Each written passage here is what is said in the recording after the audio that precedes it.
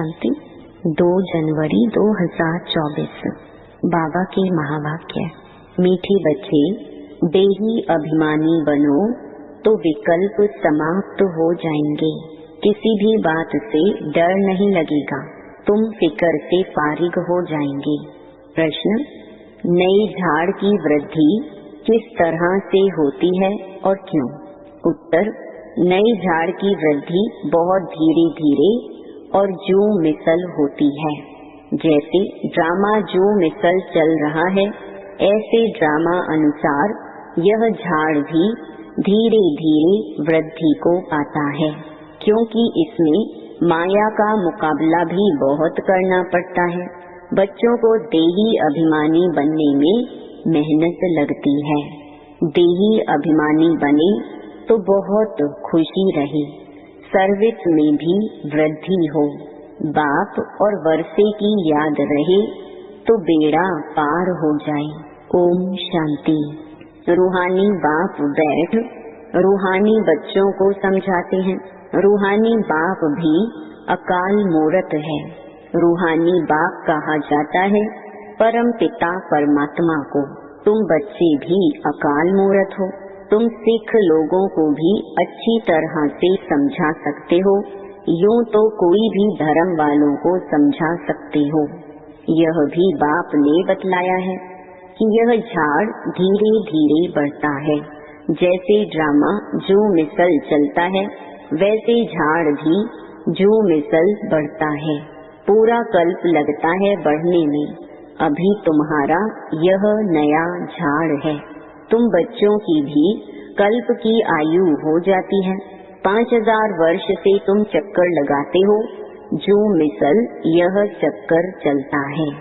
पहले पहले तो आत्मा को समझना है, यही डिफिकल्ट बात है।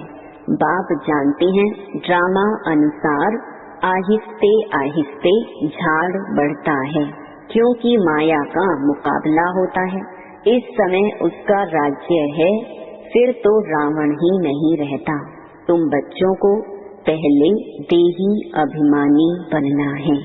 देही अभिमानी बच्चे सर्विस बहुत अच्छी करेंगे और बहुत खुशी में भी रहेंगे। बुद्धि में फालतू विकल्प नहीं आएंगे। गोया तुम माया पर जीत पाते हो तो फिर तुमको कोई हिला न सके। अंगद का भी दृष्टांत है ना, इसलिए तुम्हारा महावीर नाम रखा है। अभी तो एक भी महावीर नहीं। महावीर पिछाड़ी में बनेंगे, सो भी नंबरवार। जो अच्छी सर्विस करते हैं उनको महावीर की लाइन में रखेंगे। अभी वीर हैं, महावीर पिछाड़ी में होंगे। जरा भी कोई संशय नहीं आना चाहिए। कोई तो बहुत अहंकार में आ जाते हैं, कोई की भी परवाह नहीं करते। इसमें तो बड़ी निर्माणता से कोई को समझाना होता है। अमृतसर में सिखों की तुम सर्विस कर सकते हो। संदेश तो सबको एक ही देना है। बाप को याद करने से तुम्हारी आत्मा की कट उतर जाएगी।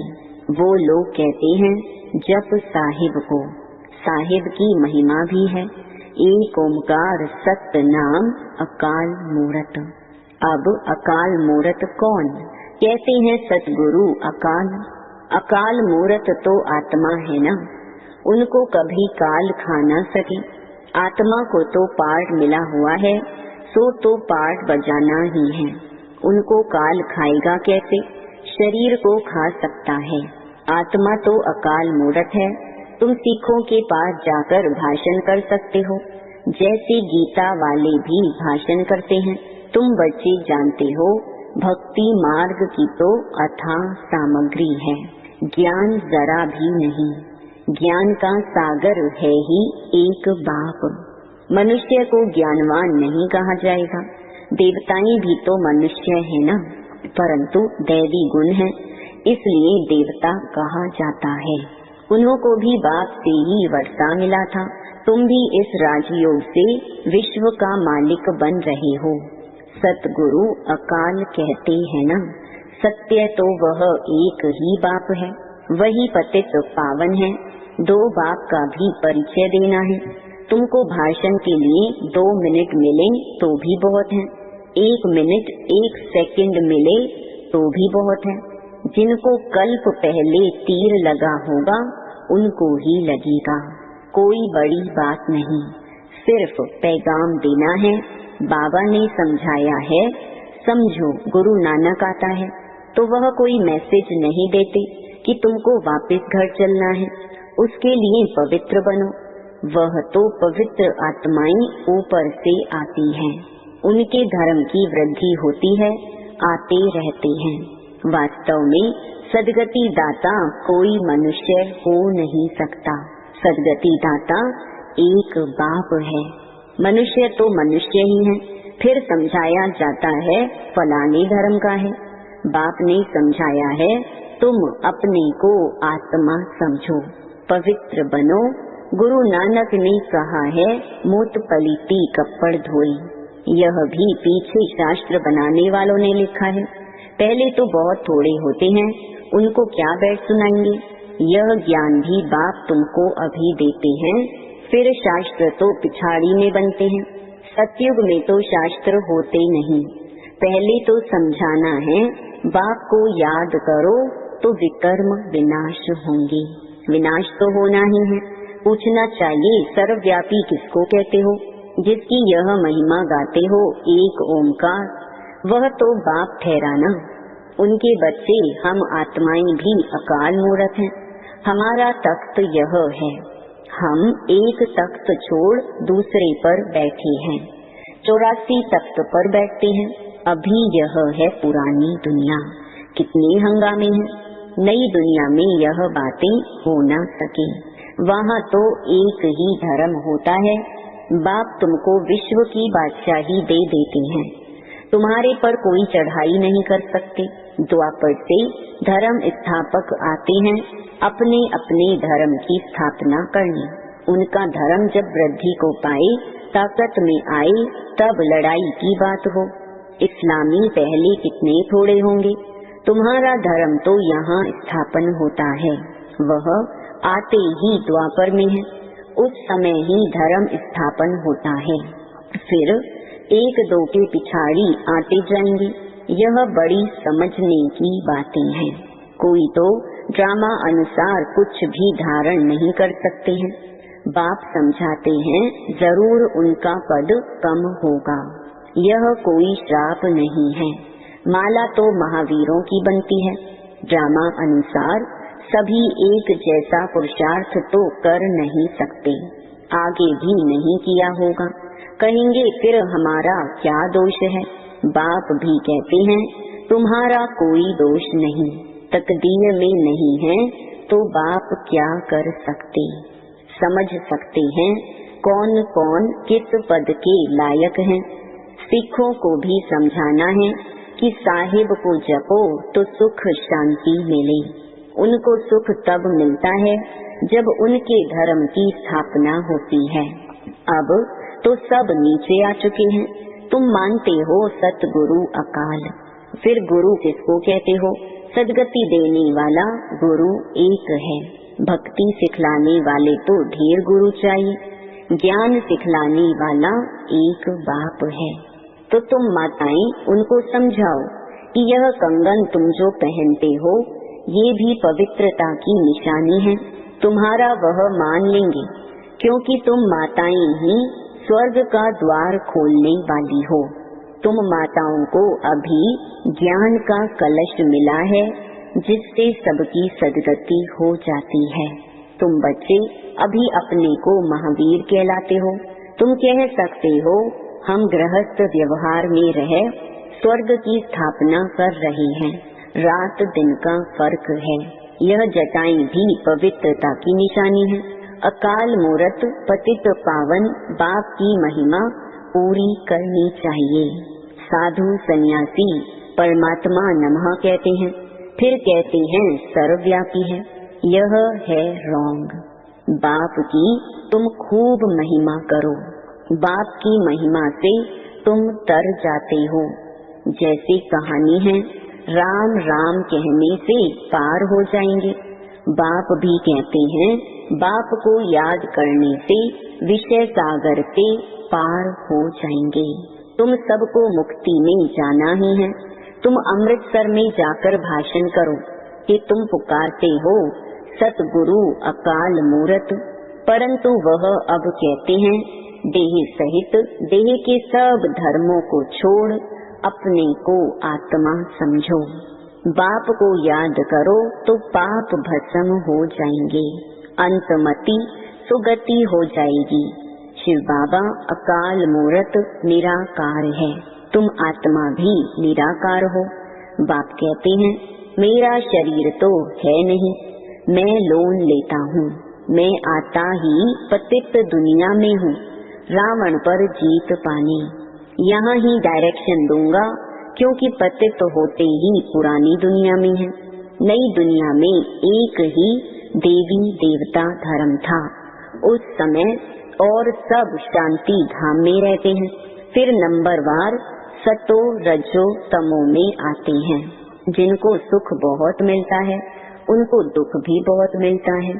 तुम्हें सबको बाप का पैगाम देना है कि बाप को याद करो तो घर पहुँच जाएंगे। सदगति सबकी तब होती है जब झाड़ पूरा होता है, सब आ जाते हैं। ऐसे तुम भी किसी को बहुत प्यार और धीरज से समझाओ। तुमको चित्र उठाने की भी दरकार नहीं है, वास्तव में चित्र है नयों के लिए। तुम कोई भी धर्म वालों को समझा सकते हो, परंतु बच्चों में इतना योग नहीं जो तीर लगे।